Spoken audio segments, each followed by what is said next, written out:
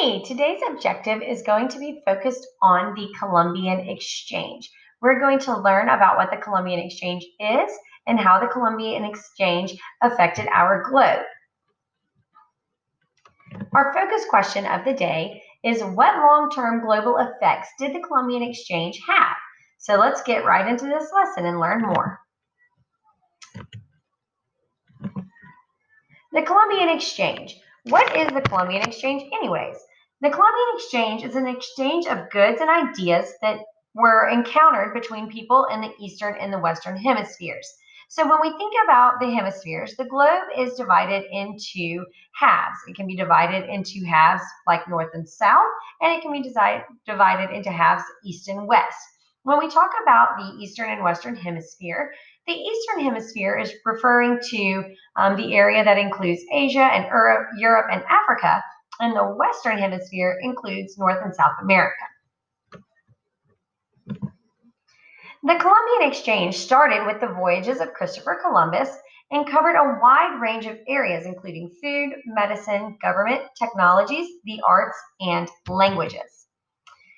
The Europeans who had traveled across the Atlantic had to bring some resources with them, and they had to bring some goods, they had to bring some food.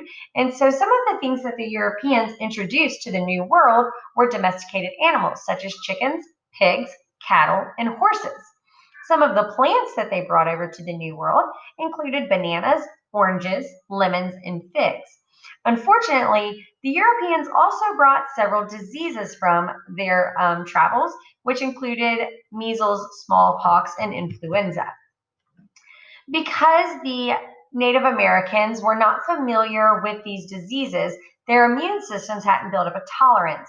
So due to that lack of immunity from these European diseases, approximately 90% of the Native American population was wiped out from these diseases that were brought over by the Europeans.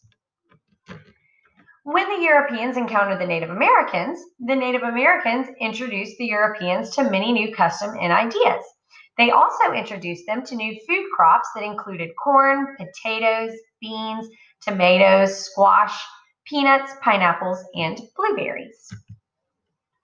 The global impact of the Columbian Exchange is pretty huge. As the Europeans traveled, they introduced these new crops to other parts of the world.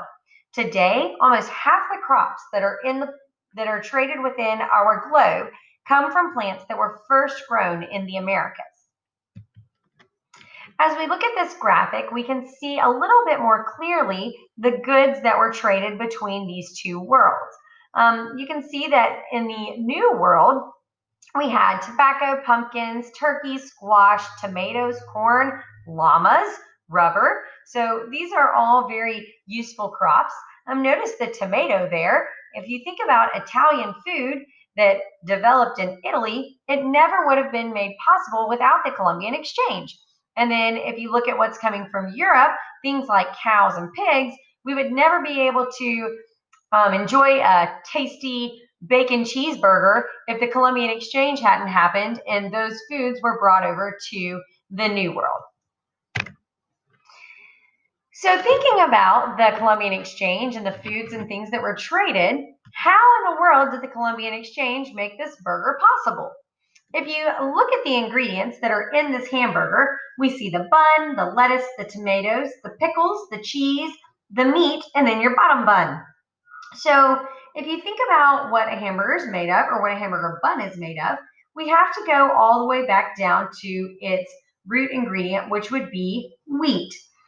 That wheat first originated in the Fertile Crescent around the Tigris and the Euphrates River, which is over around Africa and Asia. So without the Columbian Exchange, the wheat never would have been able to be developed in the New World, and this hamburger would not have been able to be created. We also see the pickle, which originated in India, the hamburger meat also from the Old World, and then we've got the tomato, which was in the New World. So with this picture, if you think about it, the only thing you could really enjoy is the tomato, and that just really doesn't make a good hamburger. So what you are going to do today, you are going to think about the Columbian Exchange and how it has affected our cultural food experience. Think about your favorite food. What are the ingredients that you use to make that food? If you're not sure, you need to look them up. The best way to find out where a food came from is by typing into your search engine, where did whatever food it is that you're thinking about originate? Originate is going to be the magical word to help you find where these things came from in the very beginning. You're going to make a list of those ingredients in your notebook, and then you're going to find out if those ingredients came from the old world or the new world. Have fun with this activity and seeing where your favorite foods came from and if they would have even been possible without the Columbian Exchange. Another activity that you can do, let's think about Christopher Columbus. Every October, he has a holiday. He's given credit for discovering America. Now, if we know a little bit about Christopher Columbus, there are several things about his voyages that may have been less than desirable. So do a little research.